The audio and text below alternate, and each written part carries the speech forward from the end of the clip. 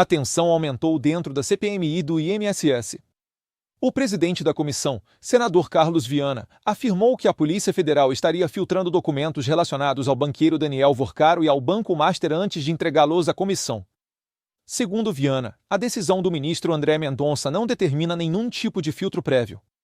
Mesmo assim, ele afirma que teria sido informado pelo diretor-geral da PF que a entrega seria parcial, limitada a determinados documentos. Se isso se confirmar, estamos diante de uma dúvida séria. A comissão terá acesso integral aos dados aprovados ou apenas ao que for considerado conveniente. Já compartilha esse vídeo, porque esse ponto é delicado e vamos entender exatamente o que está acontecendo nessa disputa por documentos. O ponto central da controvérsia é a interpretação da decisão do ministro André Mendonça. Segundo Carlos Viana, o despacho do STF não determina que a Polícia Federal faça qualquer tipo de verificação ou filtro prévio antes de encaminhar os documentos à CPMI. A comissão entende que a ordem é clara: os arquivos devem ser entregues de forma completa. Esses documentos envolvem dados bancários, fiscais e telefônicos do banqueiro Daniel Vorcaro, cuja quebra de sigilo foi aprovada pela própria comissão em dezembro. O material estava sob custódia do presidente do Senado, após decisão anterior do ministro Dias Toffoli. Agora, com a devolução do acesso, a expectativa era de liberação integral. No entanto, segundo Viana, o diretor-geral da PF teria afirmado que existe uma orientação do gabinete do ministro André Mendonça para que apenas parte dos documentos, especificamente os relacionados a consignados, seja disponibilizada à comissão. É aqui que nasce o conflito. Se a decisão judicial não menciona filtro, por que haveria limitação? Essa é a pergunta feita pelo presidente da CPMI. Ele afirmou já ter acionado a advocacia do Senado para esclarecer diretamente com o gabinete do ministro qual é, de fato, o alcance da determinação. Na minha análise, esse é um ponto institucional sensível. Estamos falando de uma comissão parlamentar que tem prerrogativa de investigação e de uma decisão do Supremo que precisa ser cumprida exatamente como redigida. A dúvida agora é objetiva: trata-se de divergência de interpretação ou de restrição deliberada? É isso que começa a tensionar o ambiente. A expectativa dentro da CPMI é de que os documentos contenham não apenas dados técnicos, mas também trocas de mensagens e registros que ajudem a mapear as relações políticas e institucionais firmadas pelo banqueiro ao longo dos anos. E é justamente isso que transforma o material em algo estratégico. Estamos falando de dados bancários, fiscais e telefônicos. Em investigações desse porte, essas informações podem revelar fluxos financeiros, contatos frequentes, agendas de comunicação e eventuais conexões entre o setor privado e agentes públicos. Não significa que haja irregularidade, mas significa que há possibilidade de reconstrução de cenário. Se a comissão tiver acesso apenas à parte dos documentos, a análise pode ficar incompleta. É esse o receio manifestado por parlamentares. Porque uma investigação depende de visão ampla. Recortes parciais podem limitar conclusões ou gerar interpretação fragmentada. Por outro lado, também é preciso lembrar que dados sigilosos exigem cautela jurídica. O Supremo, ao autorizar quebras de sigilo, estabelece limites e critérios de compartilhamento. O ponto em debate agora é se a Polícia Federal está cumprindo exatamente a decisão ou adotando interpretação restritiva. Na minha leitura, o que está em jogo não é apenas o conteúdo dos arquivos, mas o princípio da transparência investigativa. Se a CPMI aprovou a quebra e o STF devolveu o acesso, a pergunta é: a comissão terá as informações completas para exercer seu papel ou dependerá de nova disputa jurídica para isso?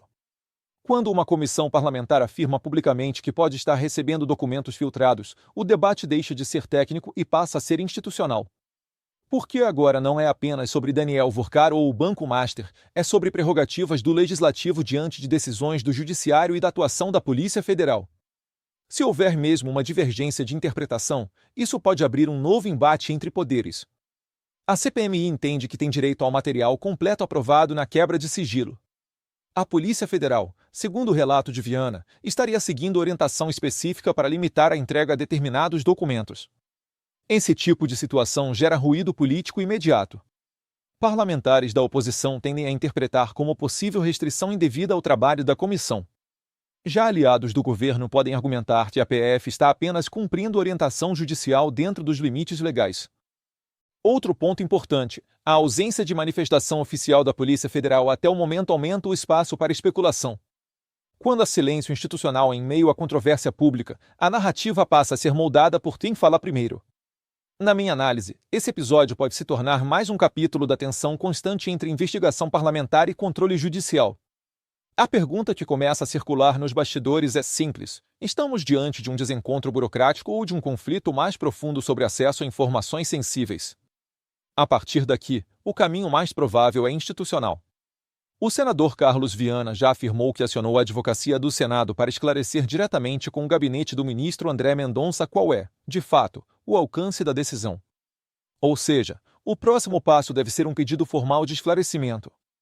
Se ficar confirmado que a decisão do STF determina entrega integral, a Polícia Federal terá que cumprir exatamente nesses termos. Caso contrário, pode haver novo questionamento dentro do próprio Supremo. Em situações assim, tudo depende da redação técnica do despacho e da interpretação oficial do gabinete do relator. Existe também a possibilidade de que o Supremo delimite o compartilhamento com base em proteção de dados sensíveis ou investigações paralelas que ainda estejam em andamento. Isso não seria inédito. Em casos complexos, o tribunal costuma equilibrar transparência parlamentar com sigilo investigativo. Politicamente, porém, cada dia de atraso ou divergência alimenta o discurso de que há resistência ao acesso completo às informações. E em comissão parlamentar, percepção conta tanto quanto fato. A narrativa de documento retido gera pressão, mesmo antes de qualquer confirmação definitiva. Na minha leitura, o que vai definir o próximo capítulo não é o discurso público, mas o esclarecimento técnico entre Senado, Polícia Federal e Gabinete do Ministro. Se houver convergência, o assunto esfria. Se houver conflito formal, podemos estar diante de mais um embate institucional de grandes proporções. Por trás da discussão sobre filtro ou não filtro, existe algo maior: o alcance do poder investigativo de uma CPMI. Comissões parlamentares têm prerrogativa constitucional de investigação semelhante à das autoridades judiciais. Quando aprovam quebra de sigilo, o objetivo é justamente acessar a totalidade dos dados autorizados. Se houver limitação no compartilhamento, mesmo que baseada em interpretação técnica, isso pode criar precedente delicado. Por que abre a discussão sobre até onde vai a autonomia da comissão e até onde começa a tutela do judiciário sobre o material produzido em investigação criminal? Também é preciso considerar o impacto institucional. A Polícia Federal é órgão técnico. Se estiver cumprindo orientação judicial, precisa deixar isso claro. Se houver dúvida na interpretação, o esclarecimento precisa ser formal. O que não pode acontecer é a sensação de opacidade no momento em que a transparência é fundamental. Outro ponto importante: esses documentos podem conter informações sensíveis que envolvam não apenas movimentações financeiras, mas possíveis conexões políticas. E é justamente por isso que o debate ganha dimensão maior. Não se trata apenas de dados contábeis, trata-se de possíveis relações institucionais. Na minha leitura, o que está em jogo aqui é credibilidade. Credibilidade da comissão, credibilidade da Polícia Federal e credibilidade da decisão do Supremo. Se houver clareza e alinhamento, o processo segue seu curso. Se houver ruído e interpretações divergentes, o episódio pode escalar para um novo confronto entre poderes. Existe um elemento que não pode ser ignorado: a expectativa política em torno desses documentos. Parlamentares acreditam que podem haver trocas de mensagens que revelem relações políticas construídas ao longo dos anos pelo banqueiro. Se isso estiver no material, o impacto será inevitável. Agora pense comigo: se os documentos forem entregues de forma parcial, a CPMI pode argumentar que não teve acesso a tudo o que foi aprovado. Se forem entregues integralmente e nada relevante aparecer, a narrativa também muda. Em ambos os cenários, o resultado influencia o debate público. É por isso que essa discussão sobre filtro é tão sensível. Não é apenas sobre burocracia. É sobre quem controla o fluxo da informação. Em investigações de alto impacto, controlar o timing e o conteúdo divulgado pode alterar completamente a percepção pública. Ao mesmo tempo, é preciso reconhecer que decisões judiciais muitas vezes delimitam o alcance de compartilhamento de dados para proteger investigações em curso. O desafio é equilibrar transparência parlamentar com preservação de sigilo legal. Na minha análise, o que vai definir se isso vira crise institucional ou simples ruído técnico será a resposta formal do gabinete do ministro André Mendonça. Se houver clareza objetiva, o assunto tende a esfriar. Se permanecer ambiguidade, a tensão política só aumenta. Vamos organizar o cenário. A CPMI aprovou a quebra de sigilos. O Supremo devolveu o acesso aos documentos. O presidente da comissão afirma que a decisão não fala em filtro. O diretor-geral da Polícia Federal, segundo o relato, teria mencionado orientação para entrega parcial. E a Polícia Federal ainda não se manifestou oficialmente.